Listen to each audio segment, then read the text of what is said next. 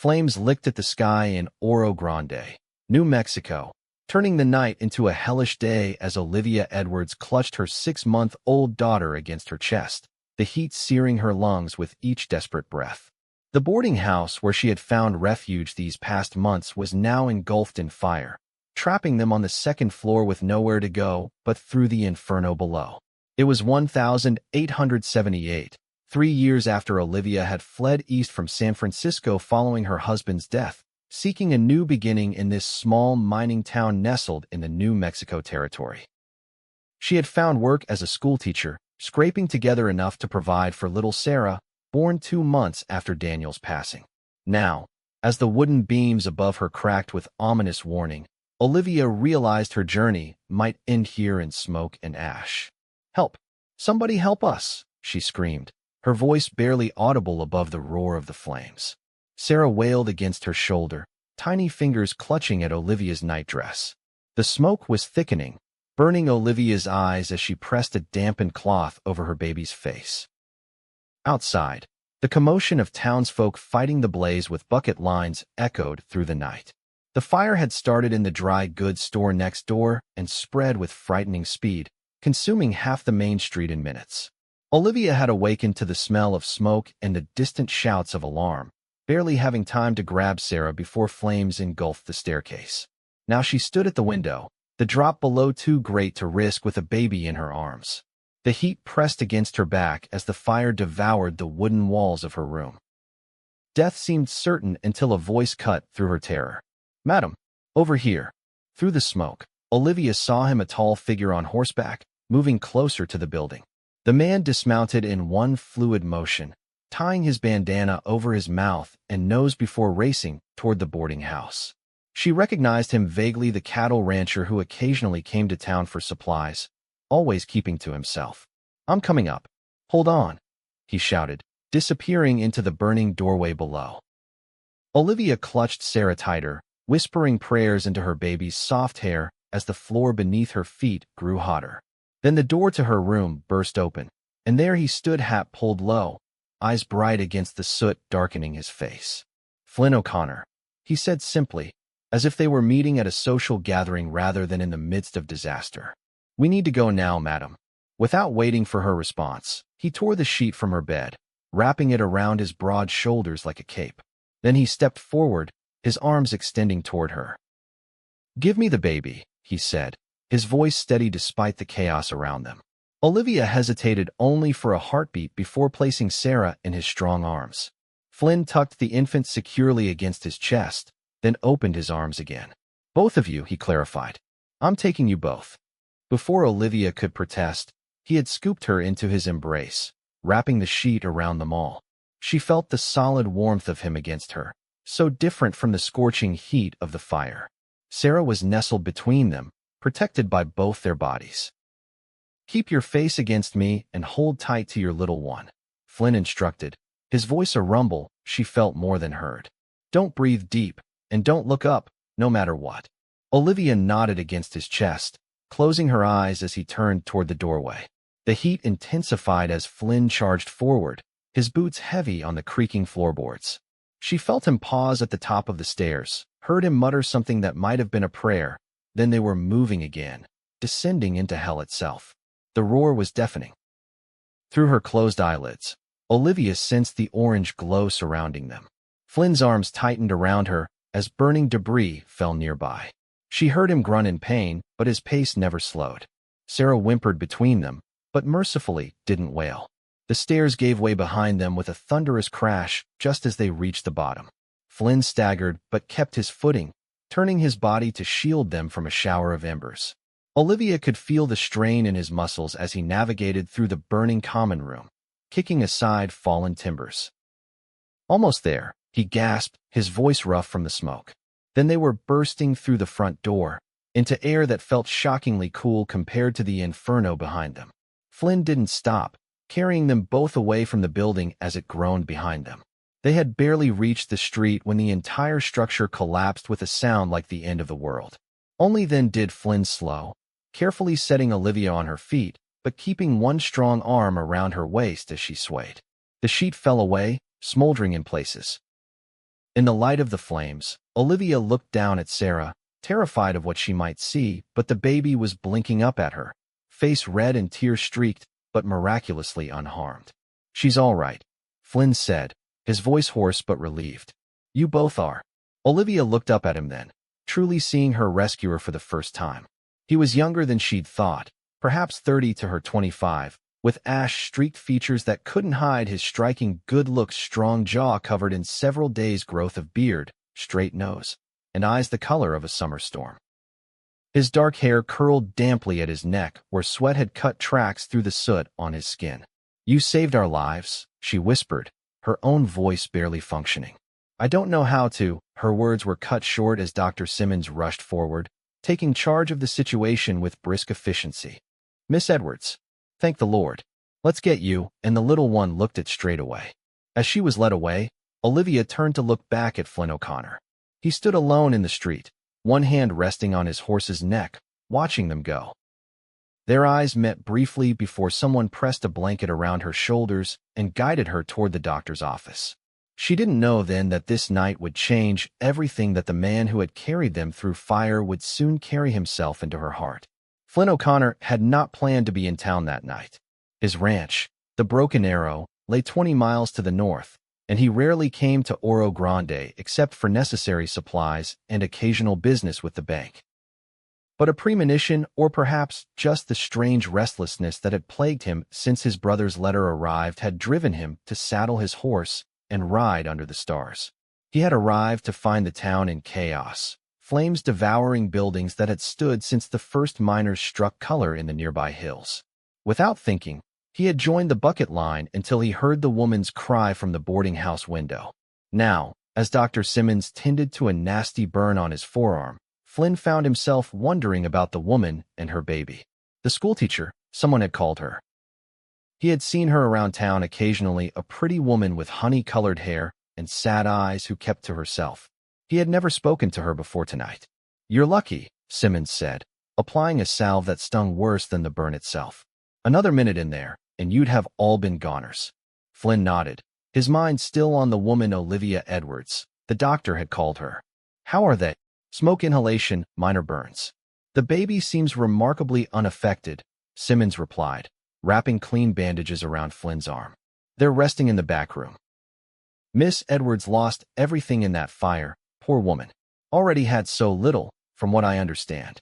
"No family?" Flynn asked, trying to sound merely curious. "None. Widow, from what I gather. Came here about 8 months back, had the baby soon after. Keeps to herself mostly, but she's well respected. Does a fine job with the children at the school." Simmons secured the bandage with a neat knot. "There, that should do it. Change the dressing daily, and come see me if it starts to fester."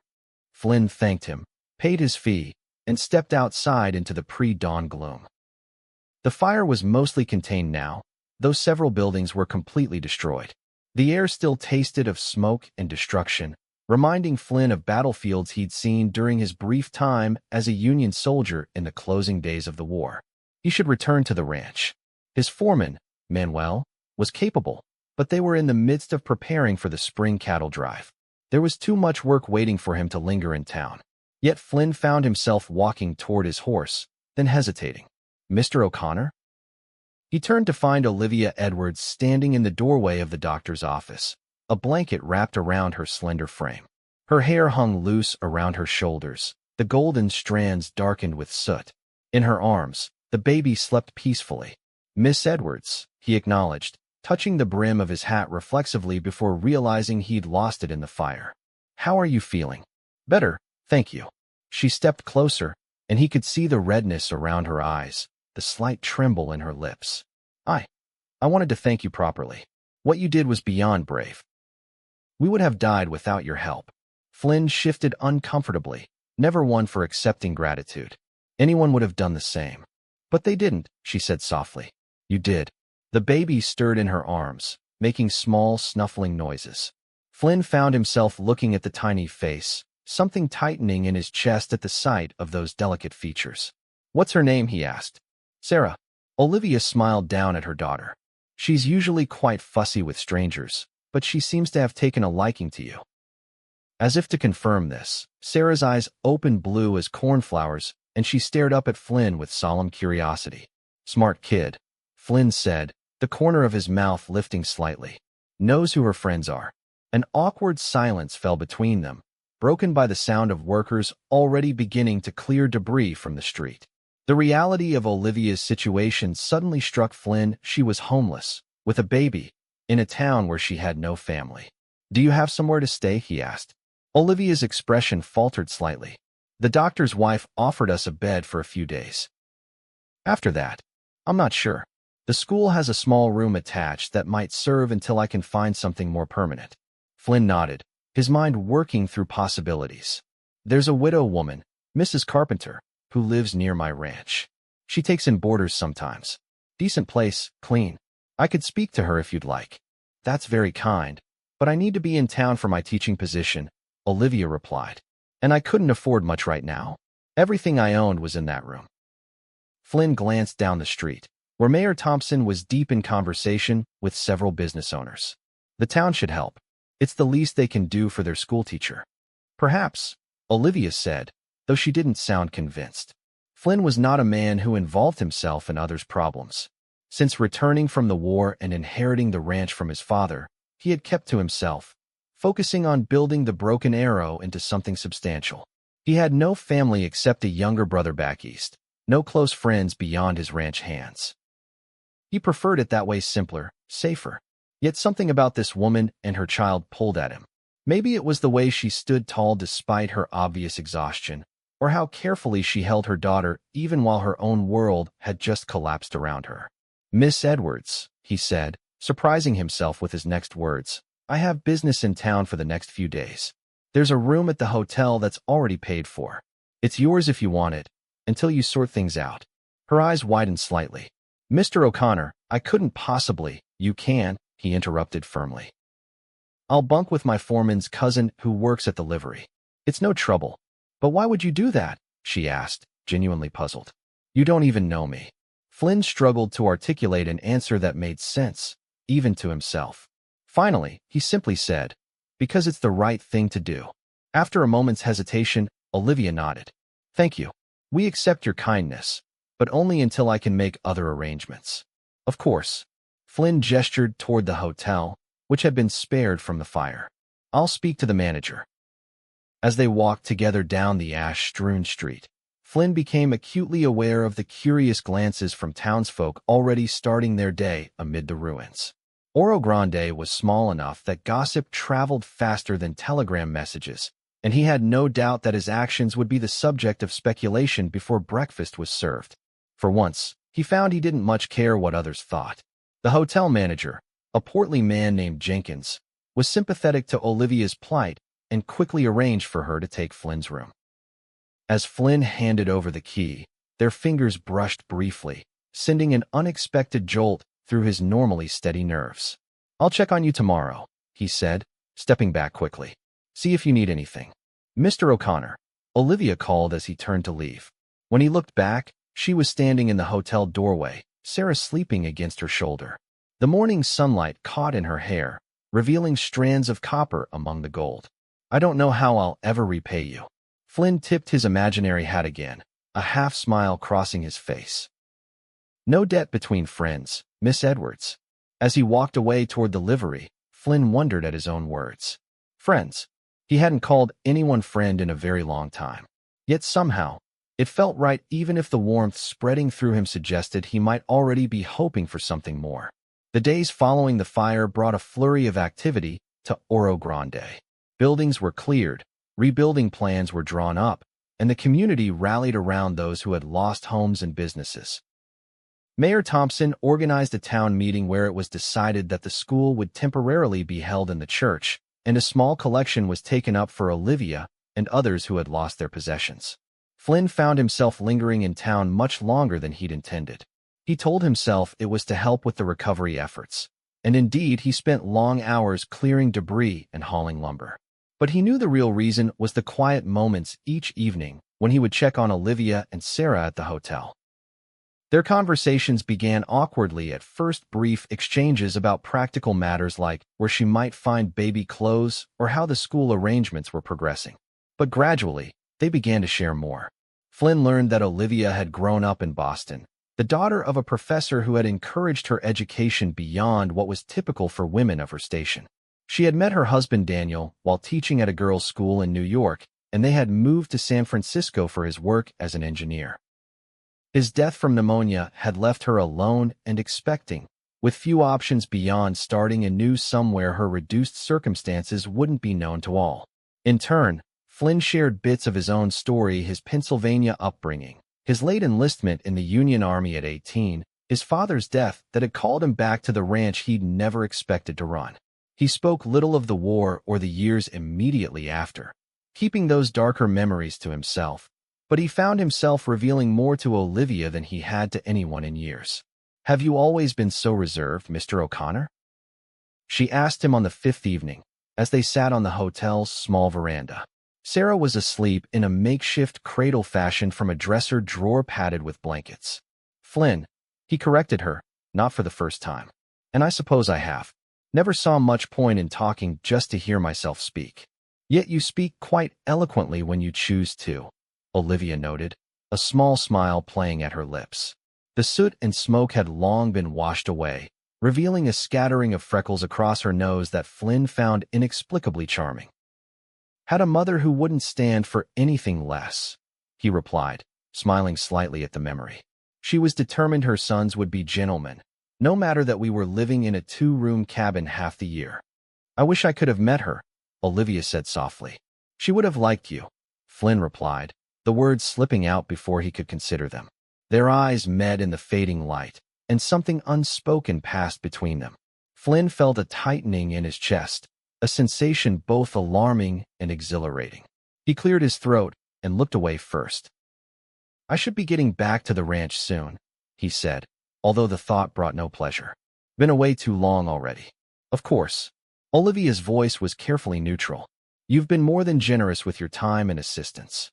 Flynn glanced at her, trying to read her expression in the deepening shadows. "You'll be all right here?" "Yes," she assured him. "The town council has offered me temporary lodgings above the Mercantile once the rebuilding is complete, and school resumes in the church tomorrow, so I'll be occupied." Flynn nodded, relieved she would be cared for, yet strangely dissatisfied with the arrangement. The thought of returning to the solitude of the Broken Arrow, which had always been his sanctuary, now felt somehow empty. "Perhaps," he began, then stopped, unsure of what he wanted to say. Olivia waited, her head tilted slightly in question. "Perhaps I could call on you when I'm next in town," he finished, the words feeling awkward on his tongue. It had been years since he'd formally called on a woman. Her smile was like sunrise breaking over the mesa. "I would like that very much." "Flynn." The sound of his name on her lips sent a warmth through him that had nothing to do with the mild spring evening. Flynn stood, knowing if he stayed longer, he might say or do something precipitous. "Good night then, Olivia," he said, her first name equally foreign yet right on his tongue. "I'll see you before I leave tomorrow." As he walked toward the livery where he'd been sleeping, Flynn tried to make sense of the emotions coursing through him. He had known Olivia Edwards less than a week, yet he found himself thinking of her constantly. Her quiet strength, her evident love for her daughter, the gentle humor that occasionally broke through her reserved demeanor, all of it drew him like a compass needle to true north. And then there was Sarah, that tiny being who had somehow worked her way under his skin. Flynn had never given much thought to children before, viewing them as abstract future possibilities rather than people in their own right. But Sarah's solemn gaze and occasional gummy smiles affected him in ways he couldn't explain. Flynn paused in the street, looking up at the stars that shone with startling clarity in the desert night. He was a practical man, not given to flights of fancy or hasty decisions. Yet he couldn't deny the pull he felt toward Olivia and her daughter, a pull that made the thought of returning to his solitary existence at the ranch increasingly unappealing. "Getting soft, O'Connor," he muttered to himself, continuing toward his temporary lodgings. But the self-recrimination lacked conviction, and as he settled onto his borrowed pallet, his thoughts remained with the woman and child sleeping across town. The next morning, Flynn attended to the business he'd been neglecting, ordering supplies for the ranch, meeting with the banker about a loan for additional stock, and sending a telegram to his brother Frederick back in Philadelphia. As he walked out of the telegraph office, he nearly collided with Olivia, who was hurrying down the boardwalk with Sarah in her arms. "Oh," she exclaimed, stepping back quickly. "I'm sorry, I wasn't looking where Flynn. I was hoping to find you. Everything all right?" he asked, immediately concerned by the slight furrow between her brows. "Yes, just." She glanced around at the busy street. "Could we speak privately for a moment?" Flynn nodded, guiding her toward a quiet spot between buildings. Sarah babbled happily in her mother's arms, reaching out one tiny hand toward Flynn's vest. Without thinking, he offered his finger, which the baby promptly grasped with surprising strength. "She remembers you," Olivia said softly. "Smart kid," Flynn repeated his words from days earlier, gently wiggling his finger in Sarah's grip. Olivia watched them for a moment, her expression unreadable, before speaking. "I heard you're leaving today." "That was the plan," Flynn confirmed. "Ranch won't run itself, unfortunately." "Of course." Olivia bit her lip, then seemed to steel herself. "I wanted to thank you again for everything, and to give you this." She held out a small package wrapped in brown paper. Flynn took it with his free hand, curious. "You didn't have to get me anything," he said. "Please, open it," she urged. Flynn carefully unwrapped the package to reveal a handkerchief, neatly embroidered with his initials in one corner. The stitching was precise and delicate, speaking of considerable skill. "I know it's not much," Olivia said quickly, "but I wanted you to have something to remember us by. I worked on it last night after Sarah fell asleep." Flynn ran his thumb over the embroidery, touched beyond words by the simple gift and what it must have cost her in precious rest. "It's perfect," he said finally, looking up to meet her eyes. "Thank you." Something in his expression must have conveyed more than his words, for a blush spread across Olivia's cheeks. She dropped her gaze, adjusting Sarah on her hip. "When will you return to town?" she asked, her voice carefully casual. Flynn considered the ranch work awaiting him, the cattle to be moved to summer pasture, fences to mend, a dozen other tasks that required his attention. By rights, he shouldn't return to Oro Grande for at least a month. 2 weeks, he heard himself say. "Sooner if I can manage it." Olivia's smile was worth any amount of rearranged schedules. "We'll look forward to it." A moment of silence stretched between them, filled with things unsaid. Flynn was acutely aware of Sarah still gripping his finger, of Olivia standing close enough that he could smell the faint lavender scent of her soap, of his own heart beating faster than usual. "I should go," Olivia said finally, gently disengaging Sarah's hand from Flynn's. "My students will be waiting." Flynn nodded, carefully tucking the handkerchief into his vest pocket. 2 weeks, he repeated, the words feeling like a promise. 2 weeks, Olivia echoed, her eyes holding his for a moment longer before she turned and walked away, her skirts swishing softly against the boardwalk. Flynn watched her go, aware of a peculiar ache in his chest that had nothing to do with physical pain. Then, with a determined set to his shoulders, he headed for the livery to collect his horse. The sooner he attended to his ranch business, the sooner he could return to Oro Grande and to Olivia and Sarah Edwards. The 2 weeks that followed were among the busiest of Flynn's life. He threw himself into ranch work with even more energy than usual, rising before dawn and working well past dusk. His foreman, Manuel, watched this burst of activity with knowing eyes, but said nothing beyond occasional suggestions that the boss might consider resting before he fell out of the saddle.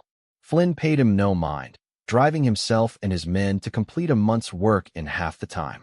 The cattle were moved to their summer grazing land ahead of schedule, the broken sections of fence were repaired, and preparations for the upcoming cattle drive to Santa Fe were well underway. If the ranch hands wondered at their employer's sudden sense of urgency, they were wise enough to keep their speculations to themselves, at least in Flynn's hearing. At night, alone in his modest bedroom in the ranch house, Flynn would take out Olivia's handkerchief and run his fingers over the embroidered initials. He thought about her golden hair catching the sunlight, the quiet strength in her slender frame, the way her eyes crinkled slightly at the corners when she smiled. He thought about Sarah's tiny hand gripping his finger and the strange feeling of rightness it had given him. These thoughts both disturbed and compelled him. Flynn had avoided emotional entanglement since returning from the war, finding peace in the solitude of ranch life. Now that peace was disrupted, replaced by a restlessness he couldn't seem to shake. He told himself it was merely concern for their welfare natural enough, given how he'd met them, but in the honesty of night, he knew it was far more than that. On the 12th day, Flynn could wait no longer. Leaving Manuel with detailed instructions, he saddled his favorite gelding, a sturdy bay named Rusty, and set out for Oro Grande. He told himself he was simply keeping his word, but the anticipation that quickened his pulse suggested otherwise. Arriving in town by mid-afternoon, Flynn took care of his horse at the livery before making his way to the church where school was still being held. He hesitated outside, suddenly uncertain of his reception. What if Olivia had merely been polite in encouraging his return? What if she had reconsidered in his absence? His doubts were interrupted by the sound of children's voices raised in a geography lesson, Olivia's clear tones guiding them through the major rivers of the territory. Flynn found himself smiling at the patience in her voice as she corrected a particularly confused student. The lesson was concluding as he stepped up to the church door. Children began pouring out, their energy barely contained after a day of studies.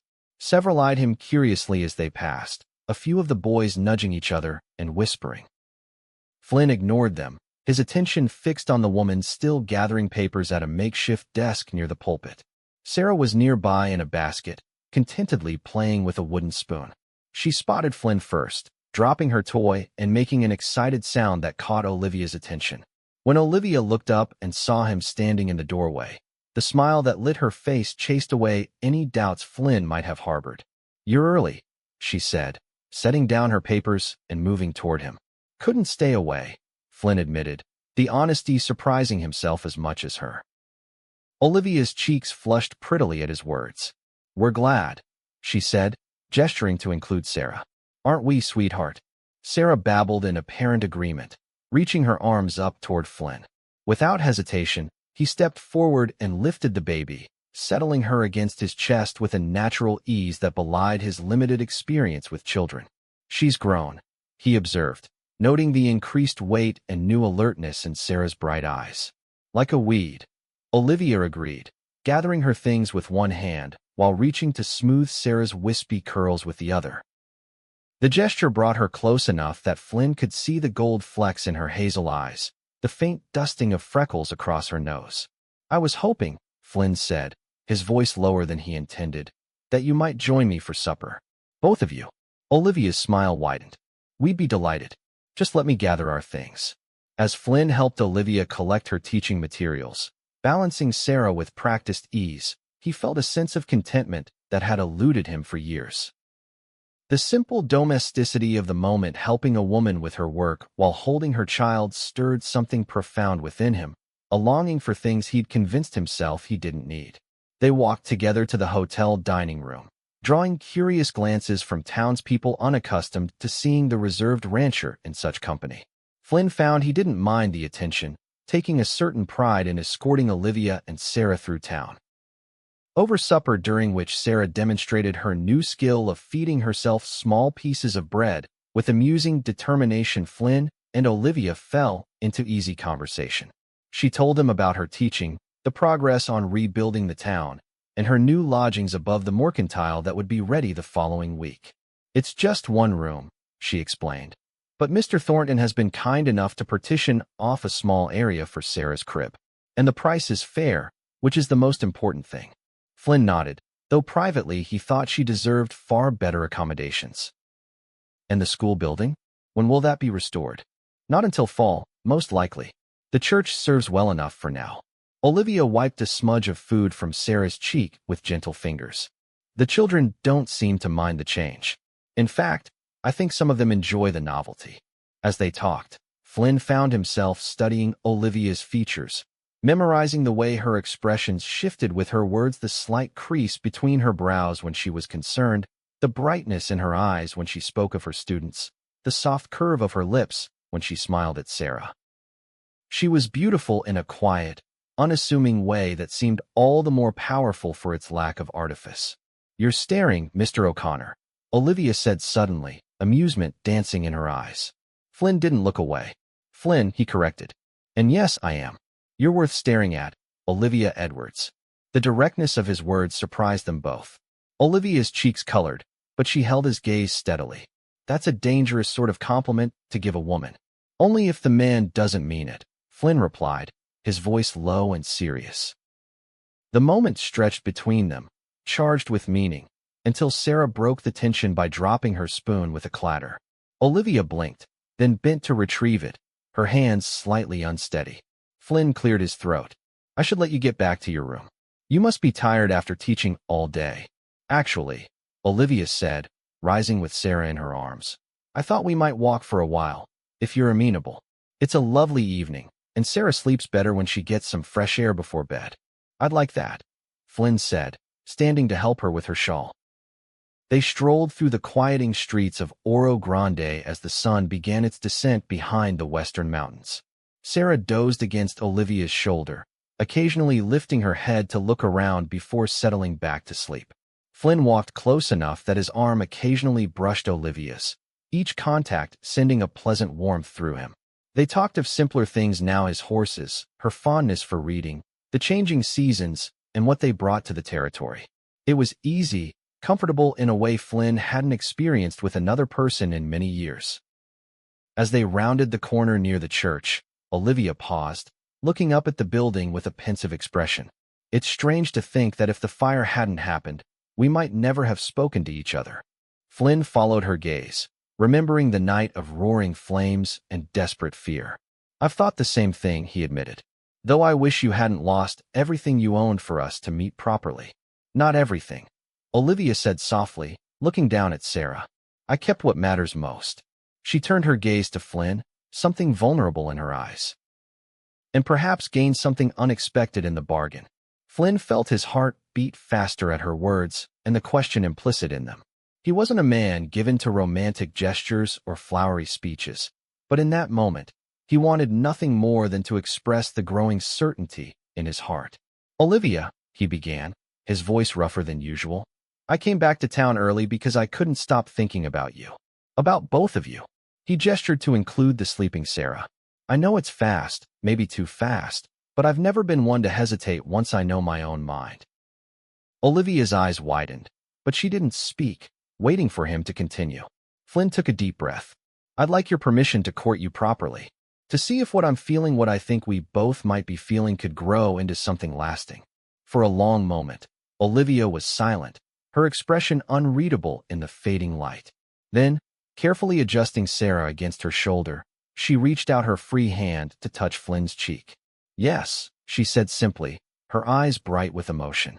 I would like that very much. Flynn covered her hand with his own, turning slightly to press a gentle kiss against her palm. The gesture was more intimate than any words could have been, a promise of tenderness to come. As they stood there in the lengthening shadows, Sarah sleeping peacefully between them, Flynn felt a sense of rightness settle over him. This woman and child, who had come into his life through fire and chaos, now represented a future he had never dared to imagine for himself. Whatever came next, he knew with certainty that his life had been irrevocably changed by that night of flames, changed, he believed, for the better. The courtship of Olivia Edwards and Flynn O'Connor became the subject of much interest in Oro Grande over the following months. Flynn adjusted his schedule to spend 2 or 3 days each week in town, taking rooms at the hotel and dividing his time between ranch business and visits with Olivia and Sarah. Those visits took many forms: suppers at the hotel, walks along the edge of town where wildflowers were beginning to bloom in the late spring warmth, quiet evenings on the small porch outside Olivia's new lodgings above the Mercantile. Flynn would often bring small gifts, a wooden toy for Sarah carved by one of his ranch hands, a book of poetry he'd ordered from Santa Fe for Olivia, fresh vegetables from the Broken Arrow's kitchen garden. More precious than any material offering, however, was the time he spent simply being with them. Flynn discovered a deep pleasure in watching Sarah master new skills, sitting up unassisted, crawling with determined concentration, pulling herself up on furniture with a look of triumph on her tiny face. He found himself storing away these memories like treasure, recalling them during the long rides back to his ranch. With Olivia, Each conversation revealed new facets of her character that only increased his admiration. Her intelligence and education were evident in how she spoke of literature and history, but equally impressive was her practical nature and the quiet dignity with which she faced challenges. She never complained about her circumstances or the difficulties of raising a child alone, though Flynn could see the weariness in her eyes at times. One evening in late June, as they sat on the steps of her lodgings watching the sunset paint the distant mountains in shades of gold and purple, Flynn broached a subject that had been on his mind. "Have you ever thought about leaving Oro Grande?" he asked, carefully casual. Olivia glanced at him, her expression curious. "Leaving? To go where?" Flynn shrugged, suddenly uncertain of his footing. "Somewhere with more opportunities, perhaps. For both you and Sarah." "I've considered it," Olivia admitted, her gaze returning to the horizon. "But teaching positions for women with children are not so easy to come by. And I've grown fond of this place, despite everything." She paused, then added softly, "More so recently." Flynn felt a warmth spread through him at her implied meaning. "I'm glad to hear it," he said, then hesitated before continuing. "The thing is, I've been thinking about the future. Your future, Sarah's future, and how I might fit into it." Olivia turned to face him fully now, something careful in her expression. "What exactly are you saying, Flynn?" He took a deep breath. "I'm saying that my life was one way before I met you, and now I can't imagine it without you in it. Without both of you in it." Flynn reached for her hand, enfolding it in his larger one. "I'm saying I love you, Olivia Edwards. And if you'll have me, I'd like to make a life with you and Sarah at the Broken Arrow." Olivia's eyes widened, her lips parting in surprise. For a long, terrible moment, she didn't speak, and Flynn felt a cold dread begin to form in his stomach. Had he misread her feelings? Was it too soon? Then tears welled in her eyes, and she squeezed his hand tightly. "Oh, Flynn," she whispered, "I love you too. I have for quite some time now." Relief and joy rushed through him in equal measure. "Then you'll marry me? Come live at the ranch." Olivia's smile was radiant despite the tears now spilling down her cheeks. "Yes, I will. Though there's something you should know first." She took a shaky breath. "Sarah, she's not actually my daughter by birth." Flynn frowned, confused. "What do you mean?" "Daniel and I had no children," Olivia explained, her voice soft but steady. "Sarah was born to a young woman in San Francisco who died in childbirth. She worked in the laundry where I took our linens, and we had become friends of a sort. When she realized she wouldn't survive, she asked me to take her baby, to give her a chance at a decent life." Olivia's eyes searched Flynn's face anxiously. "I couldn't bear to see her sent to an orphanage. So when Daniel died soon after, I decided to leave San Francisco and start somewhere new. Somewhere Sarah and I could simply be mother and daughter without questions or judgment." Flynn was silent for a moment, absorbing this revelation. Then he lifted Olivia's hand to his lips, pressing a kiss against her knuckles. "Sarah is your daughter in every way that matters," he said firmly. "And I'd be honored to be a father to her, if you'll allow it." Fresh tears spilled from Olivia's eyes. "You're not angry that I didn't tell you sooner?" "No," Flynn assured her. "You were protecting her, as any mother would." He reached out to brush away a tear from her cheek. "Thank you for trusting me with the truth." Olivia leaned into his touch, her eyes closing briefly. "I've wanted to tell you for so long, but I was afraid." "No more fear," Flynn said, moving closer to her on the step. "Not between us." When he kissed her for the first time, it was gentle and questioning, giving her every opportunity to pull away.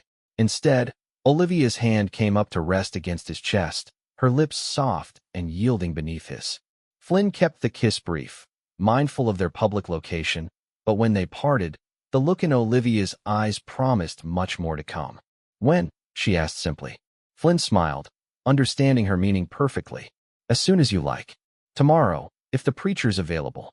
Olivia laughed, the sound like music to his ears. "Perhaps we should give the town a little more notice." 2 weeks? That would allow time for a proper dress, and for you to prepare the ranch. 2 weeks, Flynn agreed, already calculating the preparations needed to make the Broken Arrow ready for a woman and child. "Though it'll be the longest 2 weeks of my life." They sealed the agreement with another kiss, this one deeper and filled with promise. As the last light faded from the sky, Flynn held Olivia close on the step, both of them gazing toward the north where their future home lay waiting. The wedding took place on a brilliant July morning, with the entire town of Oro Grande in attendance. Olivia wore a simple dress of ivory silk ordered specially from Santa Fe, and carried a bouquet of wildflowers gathered by Flynn's ranch hands. Sarah, dressed in a miniature version of her mother's gown, was held by Mrs. Thornton from the mercantile until the crucial moment when Flynn and Olivia exchanged their vows. Then, in a gesture that brought tears to many eyes, Flynn knelt before the child and made a solemn promise to love and protect her always, sealing it by placing a tiny gold locket around her neck. When he stood again, he lifted Sarah into his arms, and the three of them completed the ceremony as a family. The celebration afterward was the most joyous Oro Grande had seen in years, with music and dancing continuing well into the evening. Flynn and Olivia slipped away as the sun began to set, boarding the wagon he had prepared for their journey home. Sarah, exhausted from the excitement, fell asleep almost immediately among the cushions arranged for her comfort. As they drove northward under the emerging stars, Olivia leaned against Flynn's shoulder, her new wedding band catching the moonlight when she reached up to touch his face. "Happy?" he asked, glancing down at her. "Beyond words," she replied, her voice soft with contentment.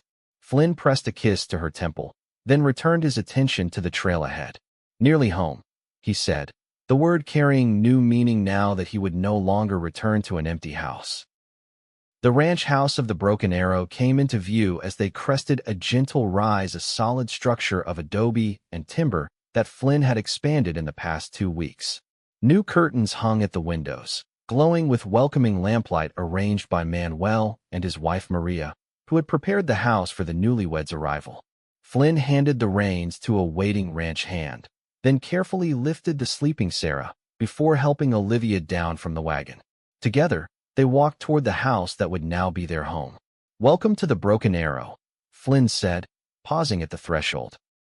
Then, with a smile that transformed his usually serious features, he added, "Mrs. O'Connor." The name sent a thrill through Olivia. "It sounds wonderful," she said, leaning up to kiss him lightly. "Say it again." "Mrs. O'Connor," he obliged, his voice deepening. "My wife, Sarah's mother, mistress of the Broken Arrow."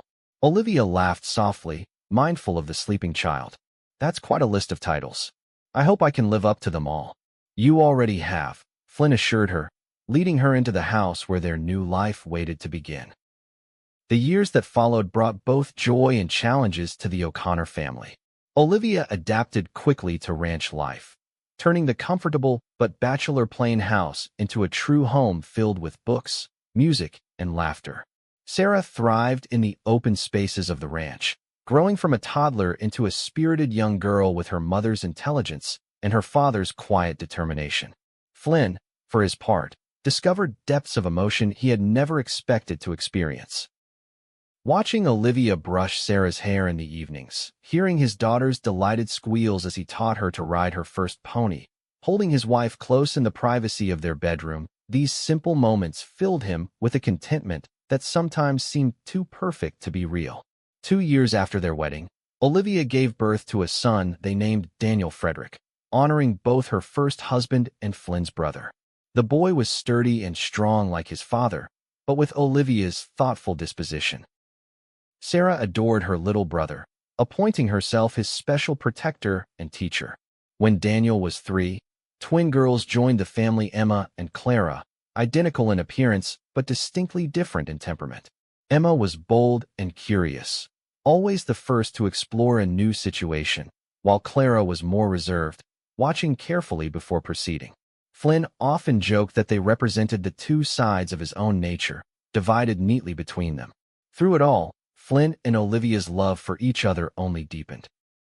The passion that had surprised them both in the early days of their marriage remained strong, but it was matched by a steadfast friendship and mutual respect that saw them through difficult times, droughts that threatened the ranch, illnesses that swept through the family, the normal conflicts that arise between two strong-willed people building a life together. They never forgot how they had found each other through fire and courage and the saving of precious life. On each anniversary of the night Flynn had carried Olivia and Sarah through the flames, they would sit together on the porch after the children were asleep, watching the stars and remembering. "I sometimes wonder," Olivia said on their 10th anniversary, her head resting against Flynn's shoulder, "what would have happened if there had been no fire that night? If we had continued passing each other in town without really seeing." Flynn's arm tightened around her. "I like to think I would have found my way to you eventually," he said. "Some things are meant to be, fire or no fire."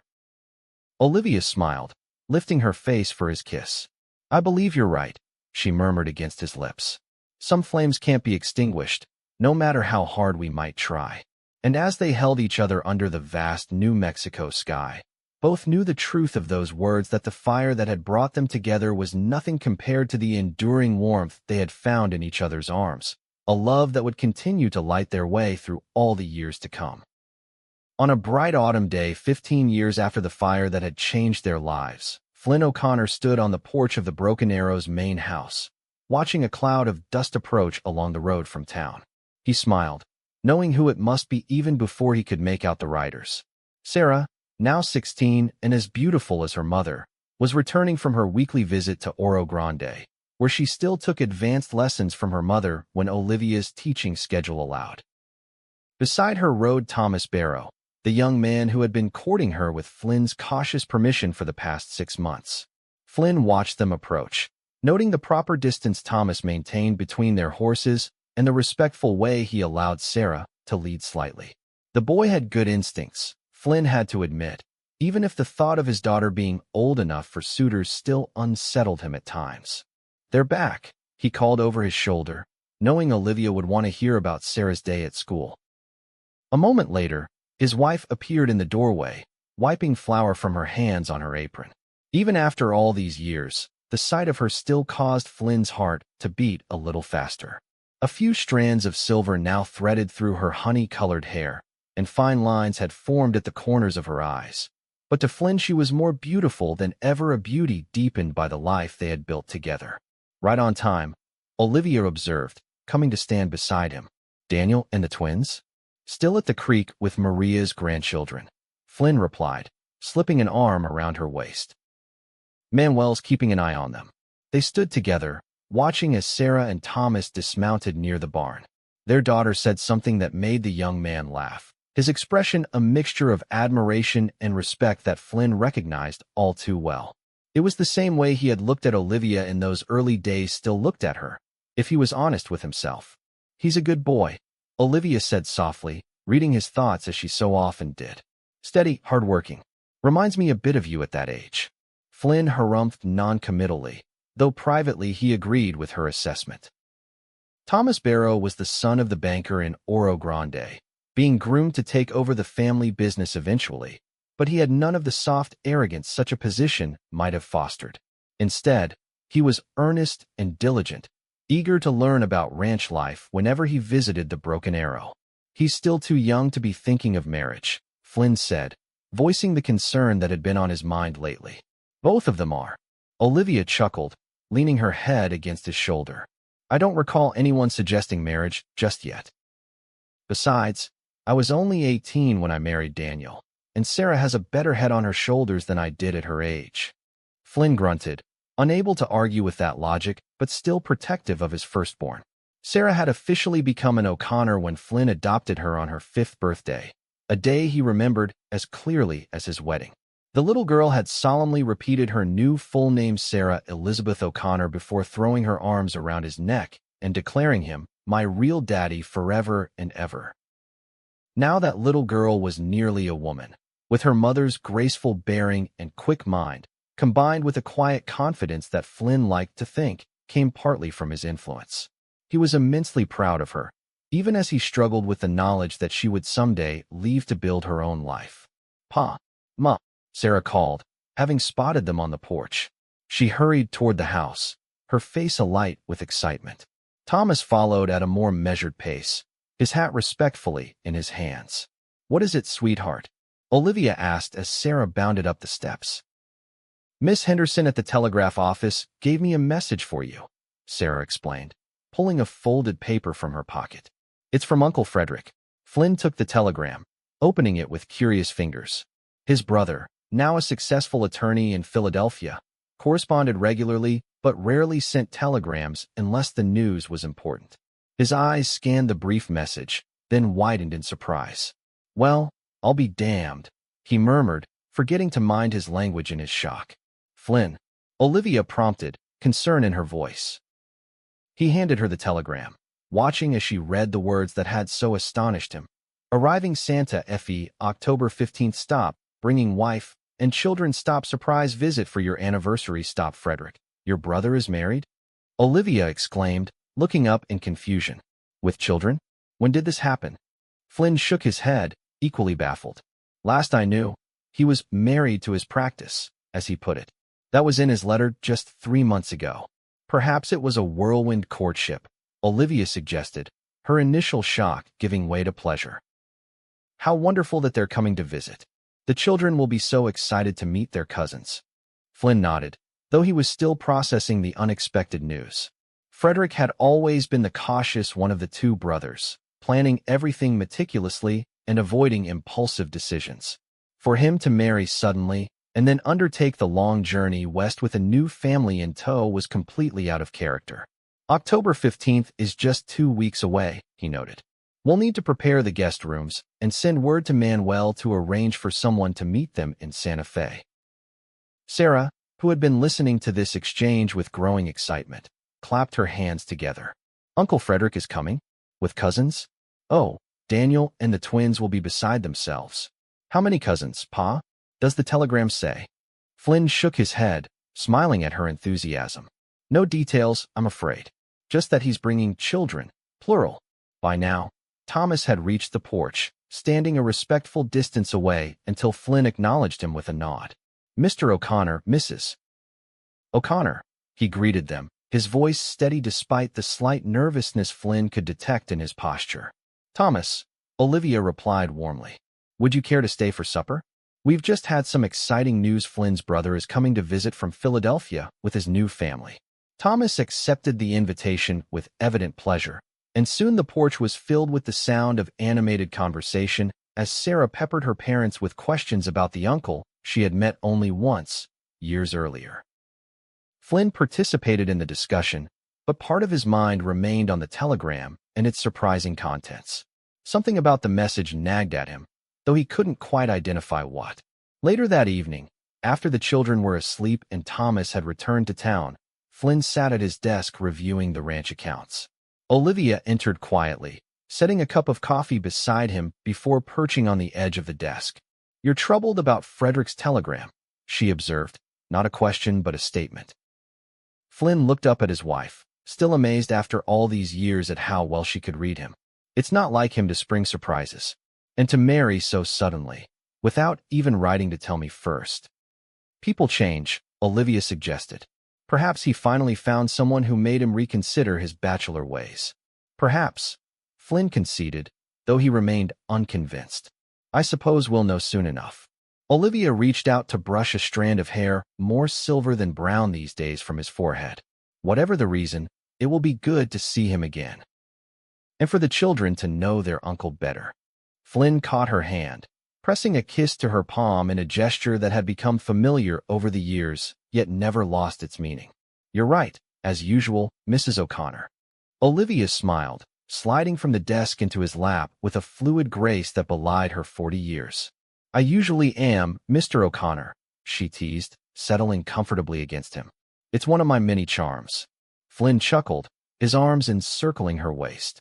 "One of many," he agreed, his earlier concerns temporarily forgotten as Olivia's lips found his. The preparations for Frederick O'Connor's visit consumed the next 2 weeks. The rarely used guest rooms were aired and cleaned, extra supplies were ordered from town, and the children were beside themselves with excitement at the prospect of meeting their Eastern relatives. Flynn himself grew increasingly curious about his brother's sudden marriage as the days passed. Frederick's last letter had mentioned nothing about a courtship, focusing instead on his legal practice and observations about Philadelphia politics. For him to arrive now, with a wife and children, seemed more and more strange the more Flynn thought about it. 2 days before Frederick's expected arrival, Flynn rode to Santa Fe himself, wanting to ensure all arrangements were in place for his brother's comfort. The territorial capital was growing rapidly, but Flynn still knew his way around the old plaza and the better hotels where Frederick would likely stay until the ranch wagon could collect them. It was in the lobby of the Exchange Hotel that Flynn received the second surprise. As he was speaking to the clerk about reservations for his brother's party, a familiar voice called his name. "Flynn, is it really you, brother?"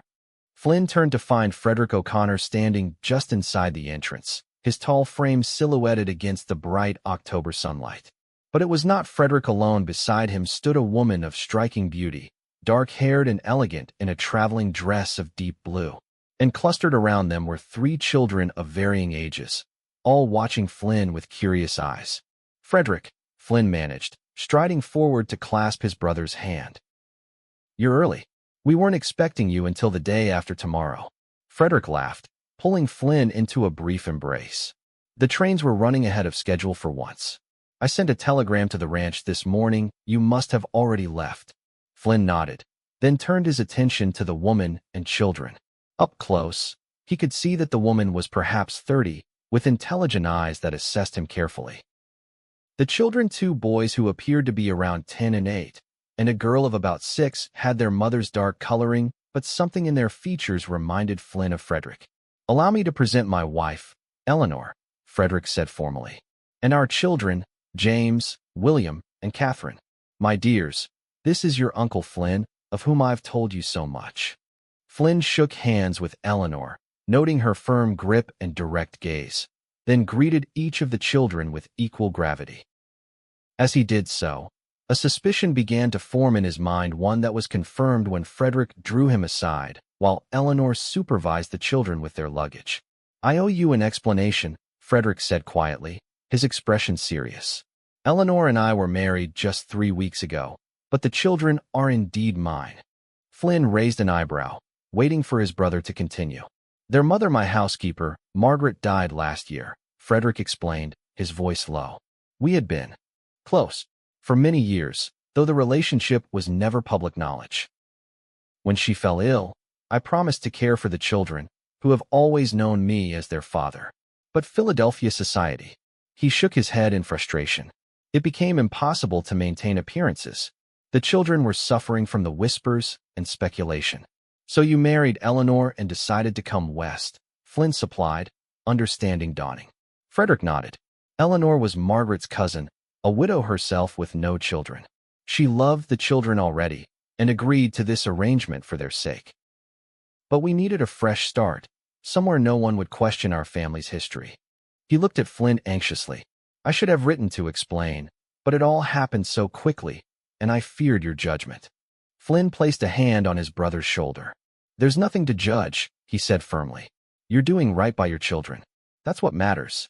After a brief pause, he added with a small smile, "Olivia and I know something about unconventional families ourselves." Relief washed over Frederick's features. "Then you'll welcome us?" "All of us." "Of course," Flynn assured him. The Broken Arrow has always been big enough for all the O'Connors by birth, marriage, or choice. The journey back to the ranch took 2 days, during which Flynn got to know his new sister-in-law and niece and nephews. Eleanor proved to be not only beautiful but intelligent and practical, with a dry wit that reminded Flynn of Olivia. The children, initially reserved, gradually warmed to their uncle, especially when he told them stories of their father's boyhood exploits.